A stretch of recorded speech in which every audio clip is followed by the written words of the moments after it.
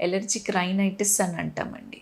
So, దీంట్లో ఏంటంటే మనం ఒక డస్ట్‌కి ఎక్స్‌పోజ్ అయినప్పుడు మన బాడీలో ఐజీ మీడియేటెడ్ ఇమ్యూనిటీ అనేది పనిచేస్తుందండి.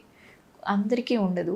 బట్ కొంతమందికి ఏంటంటే ఈస్నోఫిల్స్ అనేవి మన బాడీలో కంటెంట్ ఎక్కువ ఉన్నప్పుడు వీళ్ళల్లో ఎలర్జిక్ రియాక్షన్స్ అనేవి ఎక్కువగా చూస్తాం.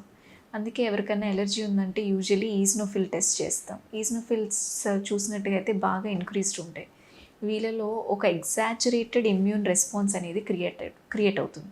సో దీనివలన ఏంటంటే బయట పార్టికల్స్కి మనం ఎక్స్పోజ్ అయినప్పుడు ఎస్పెషల్లీ ఎలర్జీ ఉన్నవాళ్ళు ముక్కు లోపల స్టార్టింగ్లో యాంటీరియర్ భాగంలో విబ్రిసి అని ఉంటాయి. అంటే హెయిర్ పార్టికల్ లాగా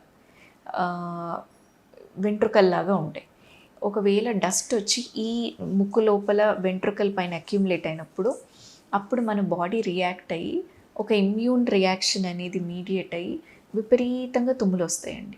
దీంట్లో కొంతమందికి ఒకసారి 10-20 సార్లు కంటిన్యూస్గా తుమ్ముతారు. దీంతో పాటు నీటిలాగా కారిపోతుందండి ముక్కులోంచి. అండ్ వీళ్ళకి నోస్ బాగా బ్లాక్ ఉండడము, తలనొప్పి రావడము, కళ్ళు దురద రావడము, ఇక్కడ కంటి కింద నల్లగా అవ్వడము, ఇవన్నీ చూస్తూ ఉంటామన్నమాట.